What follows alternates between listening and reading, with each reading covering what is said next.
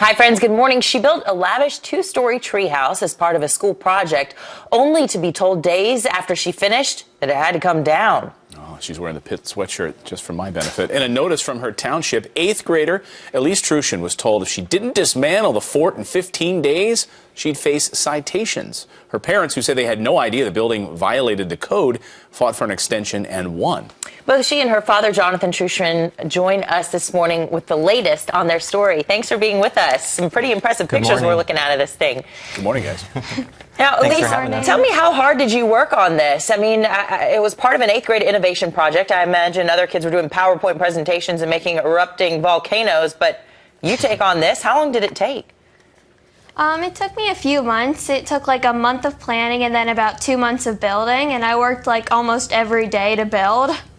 And it's amazing because it has an open roof, so you could lay in there. It has a clear roof, so you can lay in there and watch the stars, right? What else? What other features does it have? Does it have heating and electric?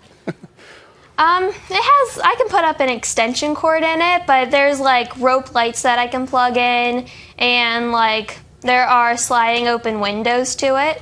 Jonathan, you guys researched this beforehand with the city code to make sure you guys weren't violating anything. What did you find in your initial research? And were you surprised when you found out it did violate it?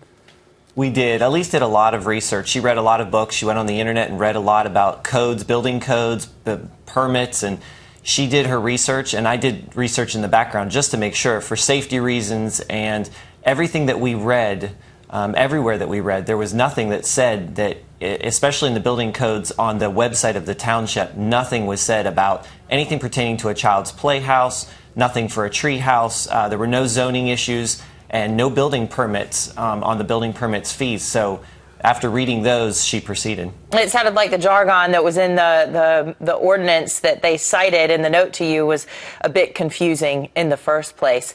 Elise, tell us what your plans are to take it down. I mean, you'd hope to leave it up for a couple years. Have you started tearing it down, and how does that feel? Well, I haven't started to tear it down yet, but I am planning on maybe burying it in my backyard, maybe make something else with it. Jonathan, when you got the citation, you found out, well, you're in violation of the city code. What did you think after you did all that research? I was shocked because Elise put so much hard work into it. After 2 months of building it in the snow in our 12-degree below zero with the wind chill weather, and she worked so hard, we were brokenhearted for her. And then on the other hand, if the city says it might be a safety, some sort of liability, or your neighbors might say, hey, this is an eyesore, we planned on having just one set of neighbors, not neighbors, and then this other house, what would you say to them? Well, we feel really bad because she never meant to break the law, obviously. We would have asked if we saw anything that would have led us to believe that we needed to ask. She didn't even use treated lumber. We had talked about it, but she said since it's only going to be up a couple of years, we looked into treated lumber and felt that it wasn't necessary because it was not ever supposed to be permanent. Well, let us know what happens. It's pretty impressive what you've been able to do. Elise and Jonathan, thank you for joining us on your holiday. Thanks so much.